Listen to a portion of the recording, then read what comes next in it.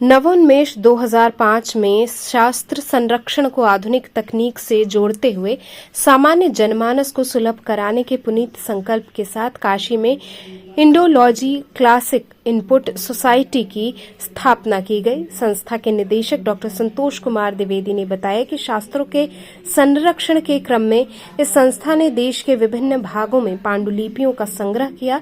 संस्था के विद्वत मंडल एवं टेक्निकल विशेषज्ञों की टीम ने महाराष्ट्र के बुल्ढाना जाकर 2000 पांडुलिपियों का डिजिटलाइजेशन किया। संस्था को मुख्य रूप से Asian Classics Input Project, Asian Legacy Library, Diamond Cutter Institute का सहयोग प्राप्त होता रहता है। संस्था द्वारा 15 दिनों का इंटर्नशिप ट्रेनिंग प्रोग्राम भी पिछले 3 वर्षों से चलाया जा रहा है। ये प्रेस वार्ता हमारा 20 साल पूरा होने के उपलक्ष्य में है। 2 अप्रैल कल है, कल हमारा स्थापना दिवस है और उद्देश्य इसका ये है कि संस्कृत का प्रचार प्रसार पूरे देश में हो और संस्कृत भाषा को पूरे विश्व में हम रोमन लिपि के माध्यम से पहुंचाना चाहते हैं।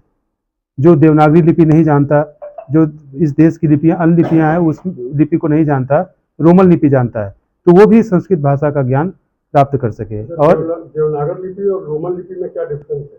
देवनागरी लिपि जैसे हिंदी हम लोग की भाषा है तो हिंदी भाषा देवनागरी में लिखी जाती है, संस्कृत भाषा देवनागरी में लिखी जाती है और जो अंग्रेजी भाषा है वो है रोमन लिपि की।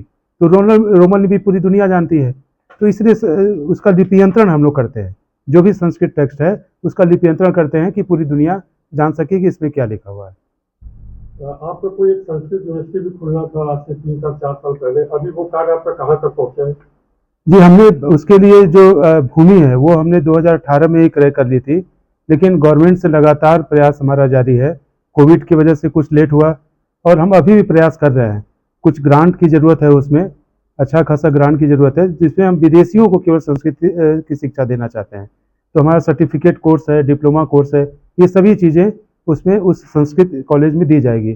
संपूर्णानंद से एफिलिएशन मेरा होगा, वहाँ भी पूरी फॉर्मेलिटीज़ पूरी हो गई है, बस फंड की दिक्कत है। तो हम इस स्टेट जो हमारे प्रदेश सरकार जो है वो और केंद्र सरकार से हम ये आग्रह करेंगे कि अगर कुछ फंड की व्यवस्था हो तो हम उस कॉलेज को जल्द से जल्द शुरू कर सकें।